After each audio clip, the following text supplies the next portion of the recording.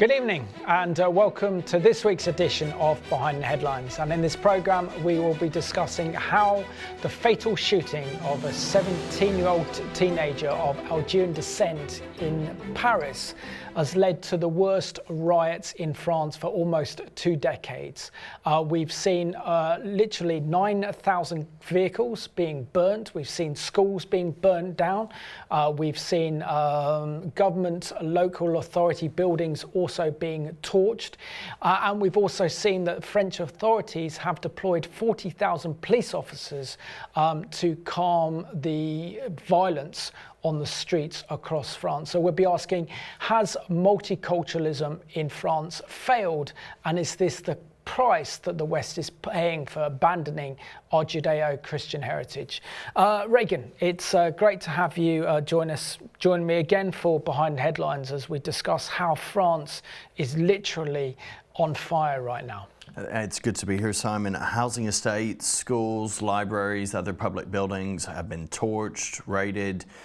There have been supermarkets being looted, cars burnt out right and left, individuals rioting in the streets, all because a 17-year-old teenager of Algerian descent was killed in an attempt to arrest him by a police officer.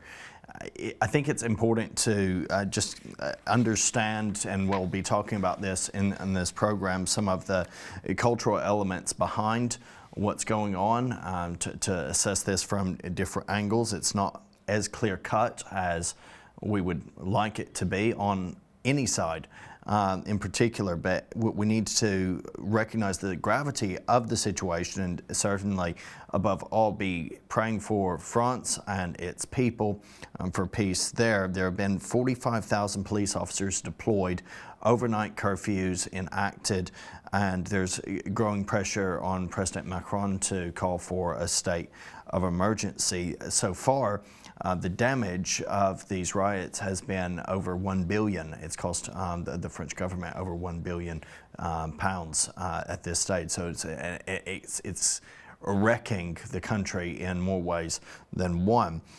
They've reached a crisis point as a nation where essentially it's at war with itself. And we can look and establish some of the links to multi-culturalism. Uncontrolled immigration is a topic that has to be considered and talked about and discussed in this context, especially with its relation to former French colonies in North Africa. Has this impacted what's going on at all as well? We'll see some video footage from the protest, and viewers will have the opportunity to decide. I mean, we know that this story is being covered by our mainstream media. I mean, there's lots of our national newspapers that are covering it, not so much on our kind of main TV broadcasters, but I think the extent of what's happened is being underreported.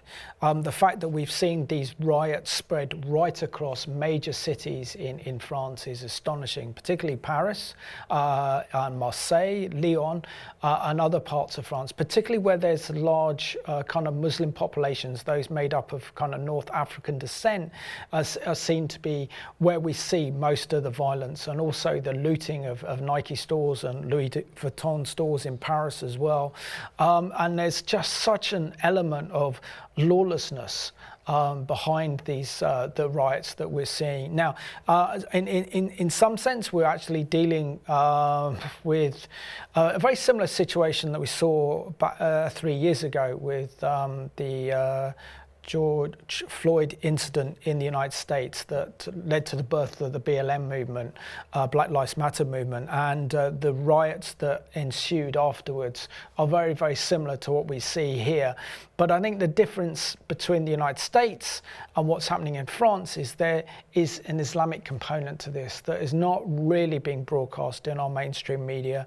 Our mainstream media are presenting this as institutional racism, within the police force, rather actually ignoring the failure of France's Muslim communities to actually integrate properly. And of course, there is anger at the death of one of their own, which is awful. And of course, we mourn Nahel's death, which is pretty horrible, but also doesn't explain it doesn't explain the lawlessness of what we're seeing across the streets of France today, as we see from this video footage. There's absolutely grim pictures and images that viewers probably will have already been seeing. And you might be wondering, okay, well, what led to this? How did this begin to happen? And we can go back to the origins of it. Nahel Merzouk, 17 years of age, was at the wheel of a high-performance Mercedes A-Class AMG, driving through Nanterre with two friends. A few things to note. No one knows how he got hold of the car. It's coming across increasingly like it was a joyride. It's not his car. He doesn't have a driver's license. He was illegally driving it. It's a car with a Polish number plate on it, of canary yellow color. It was spotted by a police motorbike patrol speeding in a bus lane at 7:55 a.m. on Tuesday, 27th of June. So make a note of that. 7:55 a.m. The police gave chase, so the patrol on the motorbike sees the car speeding at 7:55. They give chase, flashing their headlights, and they banged on Nahel's window when he came to red lights. So here's an opportunity. He's speeding in a bus lane, they bang on the window, pull over. What you should do is you should pull over. You should respond in that way. He doesn't do that. The two police motorcyclists proceed to chase him through several roads, and it is only more than 15 minutes later, at 8:16 a.m., that they radioed colleagues to warn them about the situation. So this has become something it's become a chase. Right? He's zipping through the streets of this city in a dangerous fashion, not stopping. A few moments later, he was forced to stop because of a traffic jam. And this was on the Boulevard de la Défense, and two police officers dismounting from their motorbikes drew their guns and came alongside the car. Now, we could look at it and we can say potentially this is a needless escalation, drawing your guns at that point. But remember, they have just spent 15 minutes chasing him through the streets with their lights flashing, completely unresponsive when they've knocked on the window, giving opportunity, completely unresponsive to that. So the lawlessness that we're seeing now that's occurred finds its foundation in a much more simple but still undeniable act of lawlessness that was occurring through these streets. And there's another issue that we have to raise with this one as well, that France has faced back in 2016 and 2015 kind of unprecedented waves of Islamist terrorist attacks, including terrorists using vehicles to drive people down. This is true. So that would, I think, would have also played a part in some of these French police officers' mind when they were attempting to arrest Nahel and his friends in what looks like was a stolen vehicle. Now, one of the police officers, a 38-year-old police officer, fired once at Nahel, hitting him in the chest, and this led to his death about an hour later, at 9:15 a.m. But how this happened, it was caught on video. There's different explanations that are being given.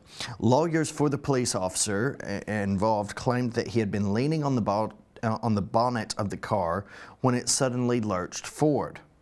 Unable to jump out of the way because of a wall running alongside the pavement just 1.5 feet behind him, he then fired his shot, having aimed for the teenager's leg. But the barrel, pushed up by the vehicle's forward motion, caused the gun to misfire. Essentially, instead the leg, it hits him in the chest. Anyone who's fired a gun knows that that's very, very possible. It is a plausible explanation. Whether it's honest, we'll have to see. but it's plausible. A friend and in the front passenger seat of the car says that Nahel was in dispute. He disputes the story involving Nahel and this officer, saying to Le Parisien that the police officer hit Nahel with the butt of his pistol. He said he did not know what to do. He was really traumatized. In his panic, Nahel lifted his foot off the brake, and the car, which was an automatic, lurched forward, prompting the policeman to shoot, he claimed.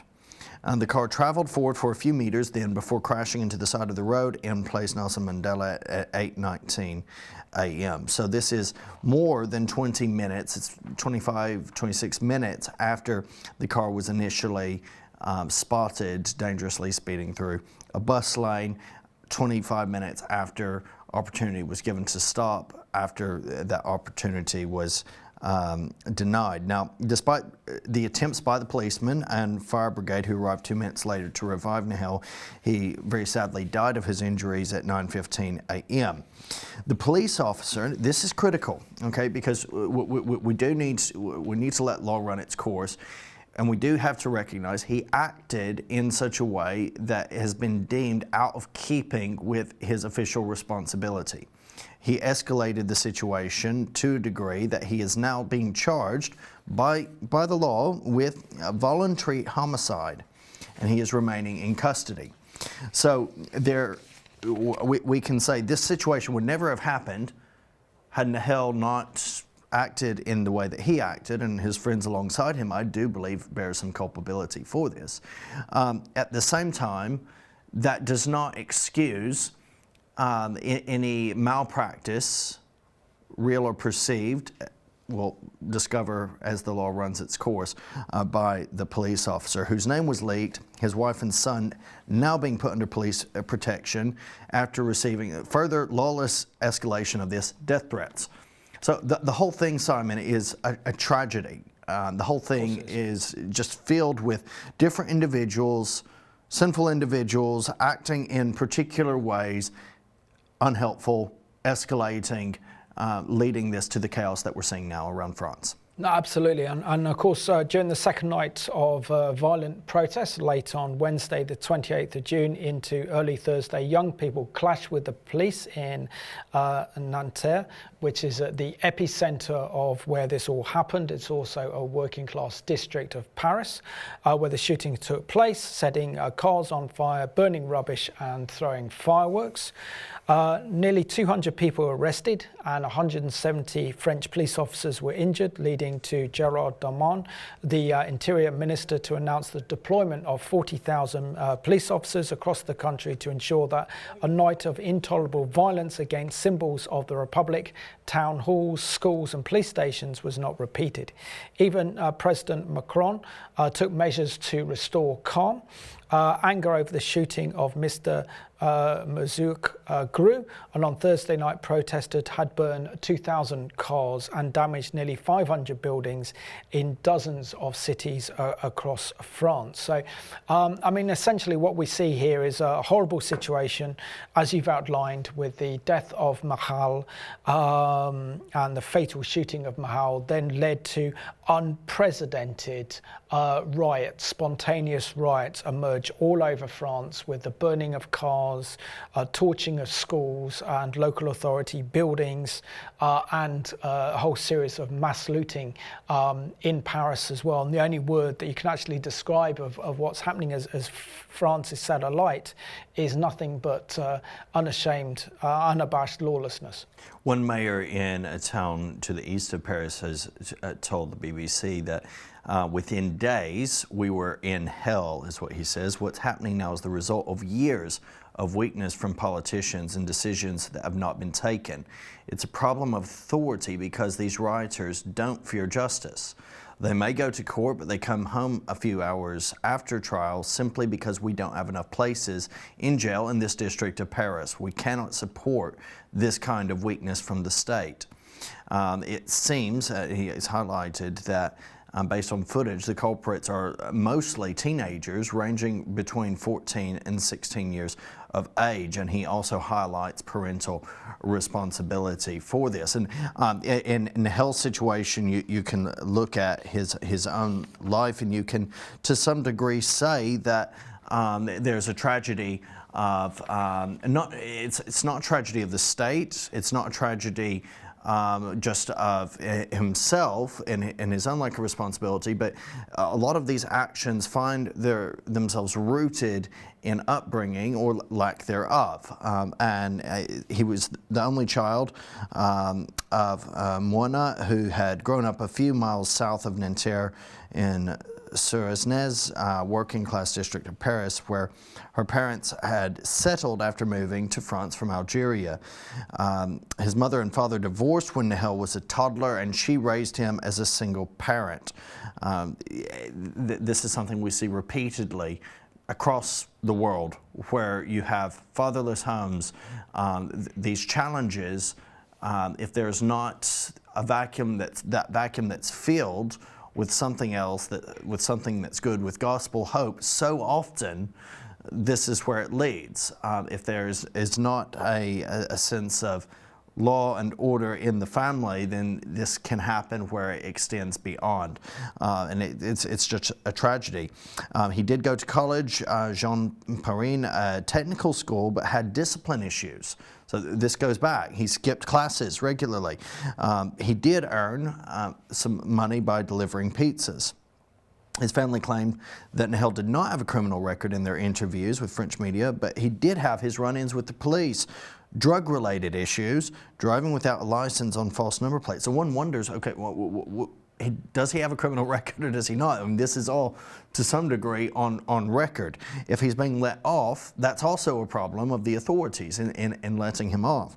And the previous weekend, he had refused to stop for a police check and was due to appear before a juvenile court in September. Simon, it's a tragedy that Nahel is dead. It's a tragedy that France is burning in this way. It's a tragedy that all of these circumstances and events have escalated in this. But I cannot help but look and say, here is a young man who was not taught obedience. He was not taught respect. It was not demanded of him. And so he has gone throughout so much of his life. The facts are there, and it's inarguable, entitled, automatically feeling as if he has the right to take and do whatever he wants to do without correction. And that's why we're in this place today. But also, I think this goes, it poses a much deeper question as well, Regan. And this is the fact that, French cultural society has two parallel cultures running through. We have one of secular humanism that dominates the ideology of the French Republic. And then the other one we have is this growing kind of Islamist element within French society that refuse to recognize anything that is part of the French Republic or secular humanism. And so you effectively have two clashes of civilization within France. I mean, you'll have to go back historically and realize that the Battle of Waterloo was based on two ideologies. One, the rule of law, that God is the supreme lawgiver, and we should be under his authority. And then with Napoleon, it was all about advancing secular humanist ideals after the aftermath of the French revolutions. He emerged as the leader of France and wanted to export this secular humanist ideology that is now the kind of focal point of the ideology of the European Union. So therefore, when you have that ideology coming in with kind of Islamist ideology from cultures pretty much from North Africa, either Morocco, Tunisia, that has a huge impact then as a clash between two totally different cultures, two different ideologies, two different standpoints. And so therefore what we're seeing then essentially is that these are not compatible. And France's experiment with multi-culturalism has actually failed. But I think it's important we go back and just follow on from what happened regarding the entire week of violence that we've witnessed and rioting, the worst since 2005 in France. So Nahel Merzouk, who is the mother of Nahel, on Thursday led a procession from atop of a flatbed truck wearing a T-shirt with the words "Justice for Nahel." At the date of the death of her only child, a procession reached Nanterre courthouse. She held up a red flare as crowds chanted her only child's name. She said in an interview on France 5 television that she learned that her son had died when she arrived at hospital where he'd been taken. She says, "I screamed and I fell," she said with tears in her eyes. And according to the New York Times, on the evening of Thursday, the 29th of June, some of the worst violence occurred in the Paris region, but until Thursday, Paris city centre was largely spared. And this is where we saw the looting of Louis Vuitton, designer stores, Nike stores being looted in the centre of Paris. And then during the third night of protests on Thursday, several stores in Paris, including the Nike outlet, were vandalised, looted as protesters and police clashed. More than 800 people were arrested in France and nearly 250 officers were injured, though none of them seriously, the authorities said on Friday. And apparently there has been one fatality. A brave French fireman has died trying to put out flames. So it truly is tragic. One of the things that we can make note of is the escalation of it by individuals who didn't know Nahel, who are in all likelihood opportunists, who see an opening. I see a lot in this that reminds me of the London riots a few years back, where a criminal as well was killed, and everything happened in very much the same way. There's some interesting theories out there as to what happens and how this happens, but there seems to be underlying tensions on multiple sides wherein people see the opportunity, mob rule enters into the mind, and people join in the fray. Mr. Macron, who left the European Union summit in Brussels early to return to France, said on Friday that many of the protesters were teenagers, and he appealed to parents to keep their children at home, calling the violence unjustifiable and saying it had no legitimacy whatsoever, adding that the government would deploy new security measures for protests expected on Friday. I have seen that Nahel's aunt has called for the ceasing of this violence. So his family, it's not as if his family are promoting this by any means. Again, these are opportunists who are seizing on this. France has been in some ways a powder keg waiting to blow for a little while because of some of the very ideological issues that you've just raised, trying to operate in a way that views every cultural belief and input as equally valid, when that just cannot work. It doesn't work. Now, viewers, if anyone pushes back, I want you to understand that multiculturalism is not the same as multiple ethnicities. We're talking about the ideology of multiculturalism, which says that different cultures, that every culture, regardless of its ideology, is equally valid in its proposed viewpoint. That's the proposals essentially that have found themselves rooted in France's atheistic humanism, where it's like anything goes, it doesn't matter, it's all subjective, there's no objective truth. And that doesn't make for a healthy society where you have objective law and order. Across France, we've seen routine terror attacks, more so than almost any other country in Europe. I believe you can statistically prove that. We've seen many attacks occurring in churches. Who can forget just a couple of years ago the beheading of a priest in a Roman Catholic church? Really grotesque. Routine arson attacks across France on its churches and various other sites of religious importance. Even Notre Dame, potentially, there is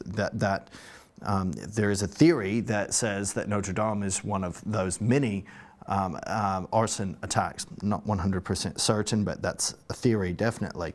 And with an increase of, as we've talked about, unhindered immigration, we have another generation that is growing up, and not only is it alongside its general, the general French populace and much of the Western younger generation's populace dissatisfied with our confusion on the whole as a society, and lack of opportunities perhaps as well fits into that. It also has elements of religious radicalism and extremism that have entered as well. And so this makes for a toxic blend: dissatisfaction and culture which approves of extreme actions to get what one desires. It's always going to blow. Absolutely, it's a very, very lethal cocktail, and France is paying the price. But let's have a look now at this excellent CBN news item that's over 12 years old, that was warning about the dangers of the growing Islamization in France as a warning to the West, and that we should be very concerned about these developments that are taking place in Paris and across France today. This is a Friday in Paris, filmed by hidden camera. The streets are blocked by a huge crowd of Muslim worshippers, and it's enforced by private security. This is all illegal in France: the public worship, the blocked streets, and the private security. But the police have been ordered not to intervene. It shows that even though some in the French government want to get tough with the Muslims and ban the burqa, other parts of the French government continue to give Islam privileged status. An ordinary French citizen who was watching the Islamization of Paris decided that the world needed to see what was happening to his city. So he bought a hidden camera and started posting the videos on YouTube. His life has been threatened, and so we're concealing his identity. He uses the alias of Maxime Lepant. They are blocking the streets with barriers. They are praying on the ground, and the inhabitants of this district cannot leave their home nor go into their home during those prayers. The Muslims who are taking over those streets do not have any authorization. They do not go to the police headquarters, so it's completely illegal. These Muslims have been granted unofficial rights that no Christian group is likely to get under France's laïcité or secularism law. So it says people have the right to share any belief they want, any religion, but they have to practice at home or in the mosque, synagogues, churches, and so on. Some say these Muslims must pray in the street because they need a larger mosque, but Maxime has observed cars coming from other parts of Paris, and he believes it's a weekly display of Muslim power. They are coming there to show that they can take over some French streets, to show that they can conquer a part of the French territory. If France faces an Islamic future, it took a Russian to write about it. It's the best-selling novel The Mosque of Notre Dame, 2048, a bestseller in Russia, not in France. The French publisher Jean Robin says the French media ignored the book for being politically incorrect. So Islam is seen as the religion of the poor people. And so you can't say to the poor people, you're wrong, otherwise you're a fascist. That's how it goes. The book lays out a dark future when France has become a Muslim nation and the famous cathedral has been turned into a mosque. Whether that plot is far-fetched depends on whom you ask. Muslims are said to be no more than 10% of the French population, although no one knows for sure because French law prohibits population counts by religion. But the birth rate for Muslims is significantly higher than for native French. Some Muslim men are said to practice polygamy, a charge this man faced, in some cases with each extra wife having children and collecting a welfare check. With Islam, it's not only a problem of numbers. The problem of Islam is a problem of really principles. Is Islam a political ideology, or is it just a creed? French philosopher Radu Stănescu is an Islamic expert who debates Muslim leaders on French TV. It doesn't matter how many they are. The problem is the people who follow Islam are there somehow in a political party who has a political agenda, which means basically implementing Sharia and build an Islamic state. From the 1980s until just recently, it was a social taboo to criticize or oppose Islam, and so the government and media effectively helped Islam spread throughout the country. We were expecting Islam to adapt to France. Now it's France adapting itself to Islam. About the veil, this Muslim says Europeans should respect Muslim dress. This woman says the veil is in the Quran, and we only submit to God and nobody else. Even if many government elites in France are in denial over Islam, the people in the streets increasingly are not. And they're becoming fed up with what they see as the growing Islamization of this country. They've started staging pork and wine aperitifs or cocktail parties in the street. They're patriotic demonstrations meant to strike back against Islam. Another national demonstration is planned for this Saturday. It looks as if a public backlash against Islam has begun. The French Parliament will debate a new burqa law this month. And this French leader has a warning for the West and for America. We cannot accept the development of such practice because it's not compatible with the life in a modern society, you see? And this question is not only a French question. You will all have to face this challenge. Dale Hurd, CBN News, Paris. And this week's special guest for Behind the Headlines is Dr. Glenn Fedder, who's a security expert and also an expert in France. He joins us today from Israel. And Glenn, what do you make of the widespread riots that are spreading like wildfire across France, as we've seen that this is the worst state of lawlessness that France has witnessed for almost 2 decades? Yeah, well, it's horrific and unfortunate, but it's nothing shocking. We know that for the past several decades, really, France has experienced a major problem with assimilation, especially among North African youth, and who tend to be largely Muslim Arabs living in France, who are very poorly assimilated and integrated into France and come from cultural and religious backgrounds which are very different from the French cultural and religious context. So this is larger than just a clash between a police officer and a young man, but rather a clash between two very different types of demographics, cultural, religious, economic, social. Glenn, assessing the background of the situation, is there any culpability that the police have in either the prelude to this particular event or in dealing with it in the aftermath? Well, the officer was apprehended and is currently in, police custody.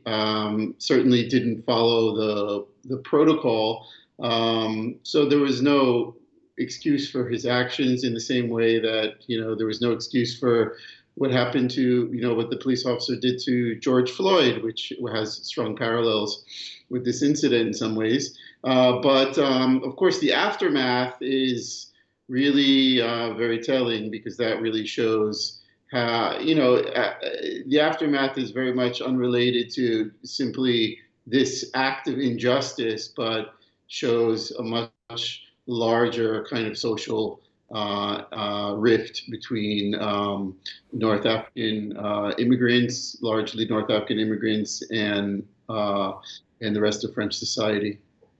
And Glenn, can you share with us your thoughts on the mainstream media's news coverage of these horrific events that have set France alight, essentially framing it around the fact that what we're dealing with is institutional racism within the police force and attitudes against the North African Muslim population in France, as well as it's also the black Africans as well that are in France, and completely ignoring the Islamic component to these riots? Well, I think it is about racism, but not in the way that they frame it. The racism cuts both ways. So on the one hand, yes, there are racist elements within the French system. It is probably harder for certain people of North African descent, for example, to gain the types of employment that other people, French citizens, can gain. But at the same time, if you interview a lot of these young, especially young men from Algeria, from Morocco, from Tunisia, and if you listen to what they say behind closed doors, you realize that they're also racist. Many of them also hate what France stands for as a secular state. They hate what France stands for because of French history of colonization of their countries, and they're also largely there's a major problem of racism on their end too. So I believe it cuts both ways, and the left in France has really ignored the way in which racism, the latter context in which a lot of these communities are racist towards France, that they ignore that because they'll be accused of racism themselves. What is the extent of the damage within France to its infrastructure, its reputation, and the cities where the riots are taking place? So far there have been 5,900 vehicles that have been burned. There have been around 99 town halls that have been attacked. One of them, actually, there was a mayor's house which was attacked, Mayor Vincent Jeanbrun, where his family was actually inside the house and was injured during the attack. So, and there have been, a lot of buildings that were set on fire, both residential and public buildings. The violence itself is actually very interesting and very telling, because it really shows that this is not just about the police and push back against the police, but that many of these youth are trying to attack the system in general, which they find themselves to be victims to. And like I said, in a way they are victims, but in another way they also are part of a society which they have not integrated into and fail to, I think, respect in many ways. I mean, this young man was 17 years old. He shouldn't have actually even been driving. And he's apparently it wasn't his first incident. So there are problems on both ends of the spectrum. It's not just simply French society being racist towards these North African immigrants. There's also, it cuts both ways. And my final question, I've got two questions in one for you, Glenn. The first one is, we witnessed that a memorial to the Holocaust was desecrated. Does this show that there's also a spirit of anti-Semitism behind the riots? And also, how much is the French Republic actually in danger? And does this now empower the far right and the prospects of Marine Le Pen becoming the next French president? Yeah. So in terms of the anti-Semitism, absolutely. And this happens every time there are mass riots. It happened in 2005 as well. The old, Jew as scapegoat comes into force, and people start blaming these grievances that they have against the system or against French society on the Jewish minority. And Jews are, we have to remember, Jews are a minority in France. So this is not surprising, and this could worsen. In terms of your other question, I'm sorry, remind me. The other so finally there was one, how much do these riots actually endanger the French Republic, and does this boost the chances of the far right and Marine Le Pen winning the next French presidential election, and a huge shift to the far right amongst the French electorate? Well, I think the French electorate is very much divided. I think Yeah. Well, in terms of Le Pen, I think that there is a chance that the right could gain more power in the next election, but I'm not so sure it will happen through the Le Pen family, just because of the old kind of grievances that even people in the center, not just on the left, have against the Le Pen family. But there are other interesting figures on the right that could gain power in France because of this, and it also depends on how much aftermath, how long this goes on for. It looks like things are dying down to a certain extent, but we could see a continuation of looting, of attacks. Maybe it will spiral, God forbid, into more anti-Semitism. So a lot depends on how far this drags on and how far it goes. And Glenn, we want to thank you so much for joining us on Behind the Headlines from Israel, and thank you so much for sharing your expertise into the security situation in France. It's been absolutely invaluable, and we really appreciate your contribution to the program. So a big thank you from us. Thanks, Glenn. Thank you, guys, and keep up the great work. Very thankful for Glenn Feder and that very helpful perspective that he gave. Sorry for some of the technical issues there. There was a bad connection on Glenn's side, but we're very, very thankful that we were able to get through, and I'm sure viewers, you were able to make out all of that. Now, Simon, we need to ask really who's behind what's going on because in France at the moment.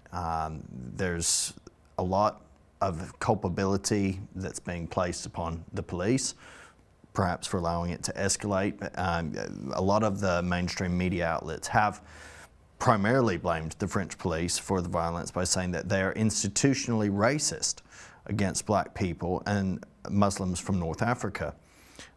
They're following the storyline that this is France's George Floyd moment, that they killed Nahel because they're racist. I'm struggling with this. I'm struggling with this presentation of the events. France does have some issue, as almost any country is going to have. There's no police force that's going to be free from an element of corruption. There's no police force that's going to be free from racists, as there's no sector in society that's free from some element of racism or from people who will act in a bad way. But what stands out to me is he wasn't stopped. He wasn't stopped because of his nationality. He wasn't stopped because they spotted a yellow car, a canary yellow car, speeding in a bus lane. They went, they knocked on his window. A young man who was due to appear in court anyway in September for a similar offense. He did not listen and did not respond to the order. He sped on and they pursued a chase for at least 15, 20 minutes. Putting other people's lives at risk as well in the process. Exactly. So he has committed a crime. He has refused to respond. It would have been a fairly light situation at first, but he has refused to respond to attempts and warnings to get him to pull over. Whatever happened in the moment that he is shot, I'm struggling to see it as an attack that's rooted in racism. This is how it's being painted. This is how it's being presented. But I'm not convinced that this has a rooting in reality, because it wouldn't have happened. Nahel would be alive today if Nahel had responded to the knock on his window asking him to pull over, which would have resulted obviously in them discovering whose car it was, why these guys were in the car when they shouldn't have been in the car. It was essentially a joyride. He's being investigated for. He would have been arrested almost certainly. And you can imagine the pain and the hurt from the French Algerian community. Absolutely. One of their own dying at the hands of the police. His poor mother as well. And his mother and his grandmother as well, seeing that their only son and grandson was actually killed in this fashion would have caused a lot of pain. Tragic. We understand that, and it's a tragedy. But that does not justify in any means the torching of schools, of libraries, even, for example, a Holocaust memorial in Natanz was desecrated with vandals writing on it that they planned to perpetuate a new Holocaust. We also see that the homes of several mayors across France have been attacked and their families needing protection. We also see this not being reported by the mainstream media news outlets that during these riots there were shouts of Allah Akbar taking place, which we know from the Middle East. And again, this is so-called sophisticated Europeans not understanding the nature and the religion of Islam, not understanding Islam and its context within the Middle East. And we're also having Arab leaders that are warning about the dangers of allowing Islamism to go unchecked. They don't happen in the Middle East because they know the dangers of what happens when it does so. So we're seeing really that this is just an excuse for utter lawlessness. And we're seeing then that their ultimate aim is to overthrow the French Republic and replace it with Islamic Sharia law and an extreme interpretation of Islamic theology. And this is what we're seeing in the streets, and this is where these young people identify, but also, you know, the role that the social media play is massive. The influence of TikTok and social media giants that is encouraging these young Muslims to take to the streets, to set 9,000 cars on fire, endangering the police and the security services. So the situation is pretty vile, and this is the worst violence we've seen since the riots in 2005, in which then President Chirac had to declare a state of national emergency. So all these issues haven't really gone on from almost 20 years ago. You know, they're still under the surface, and the situation will get worse unless the French authorities start to really impose law and order on French society and show that they're in charge. There is history with Islamic extremism. You've touched on a few of those incidents there. In 2000, Mohammed al-Dawd was a young boy who was tragically killed in the arms of his father at a crossroads in Gaza. At the time was blamed on Israeli soldiers, sparking a wave of anti-Semitism against French Jewish communities by French Muslim communities. In 2005, there were 3 weeks of riots. You just referred to those after 2 teenagers were electrocuted as they tried to evade police.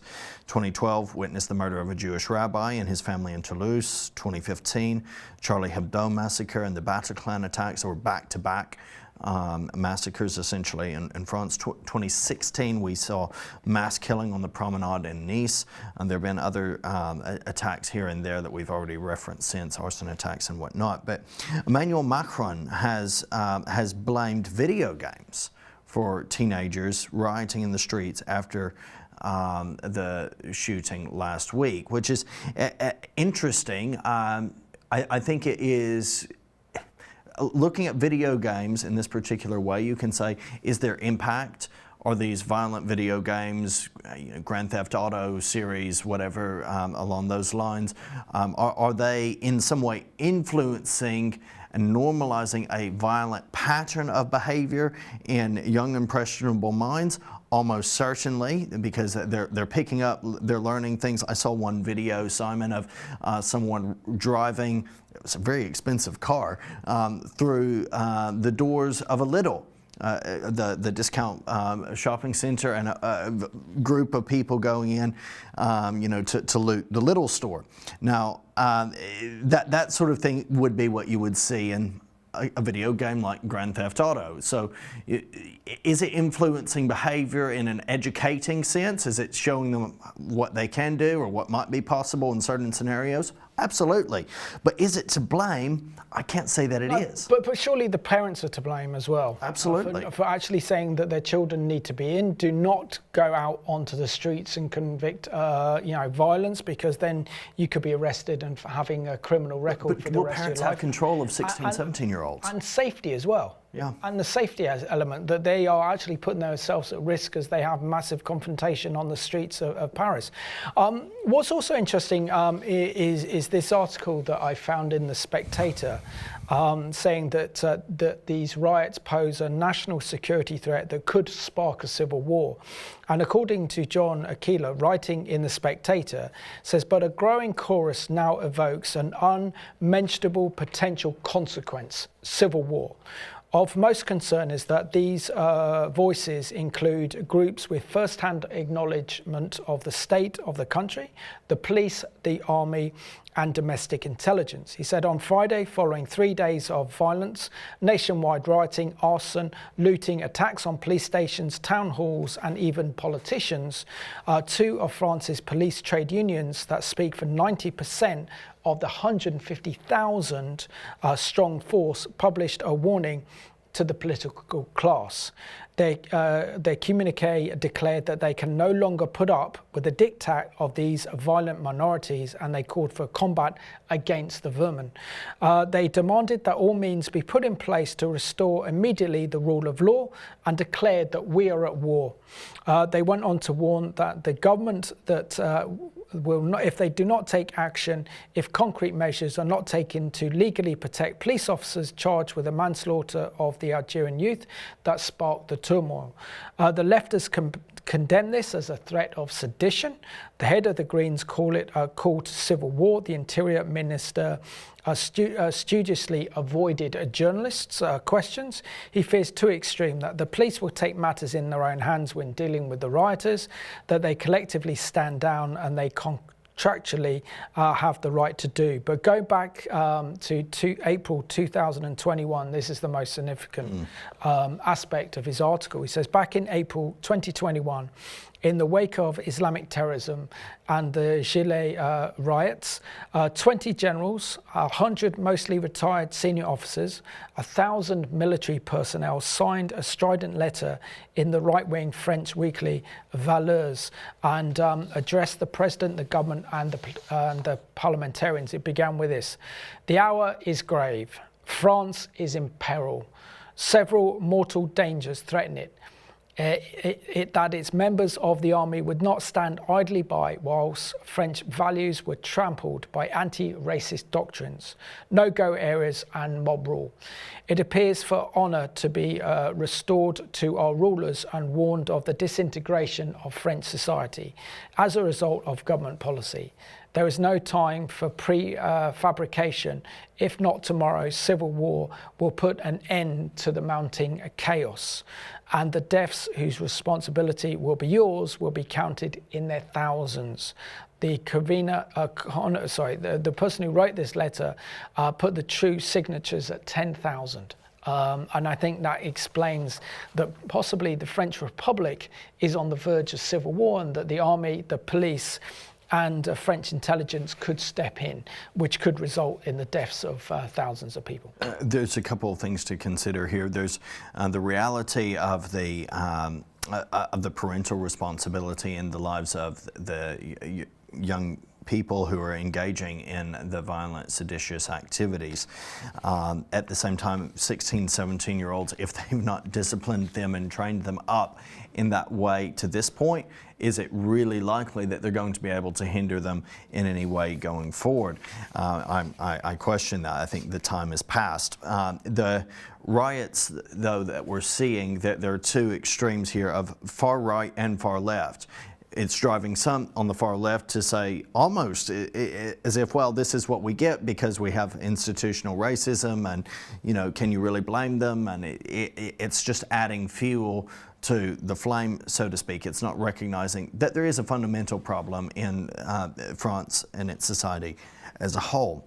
Not even realizing that its far left ideology is very much a part of why France is in this current place that it's in, not taking responsibility for it.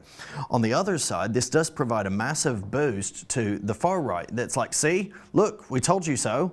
And you have groups like Marine Le Pen, who, though she moderated and has moderated her position in some ways, over the years is still ostensibly far right in a lot of her background and policy. So you have that wing of things that's feeling empowered by this. Even the letter that was signed, yes, there's concerns there, but what struck me,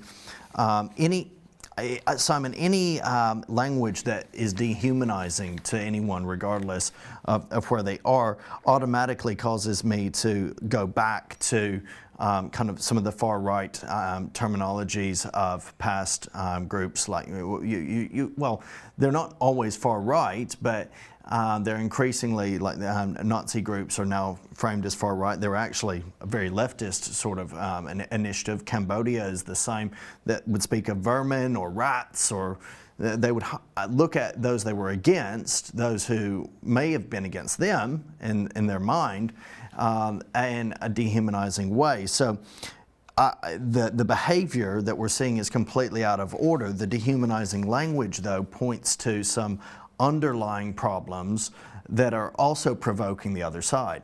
So all I can say is the answer is not in the left, the answer is not in the right, the answer is in what France as a whole has been missing for centuries, that it desired to kick out, and that is Jesus Christ and his gospel. France as a whole has been very much revolutionary, very much ahead of this Enlightenment type philosophy that God out of the equation. We've evolved beyond that. Napoleon advocated for this idea that religion is just about controlling the common people. Let's rid ourselves of it. What France needs is the glorious gospel of Jesus Christ. It needs a balancing between the left and the right that follows the narrow way that's found in the one who's the way, the truth, and the life. Yeah, absolutely. Regan, thank you so much for joining me as we discuss how France is on fire and what lies behind the worst riots that we've seen in France in over almost 2 decades. And I want to thank you for watching this program at home. We need to pray that order would be restored in the French Republic. We pray also that the leaders in France will recognize the dangers of abandoning their Judeo-Christian heritage, and how in the West we've got to realize that secular humanism and atheism is not the answer. We need God at the center of our government once again. So thank you for watching this week's edition of Behind the Headlines.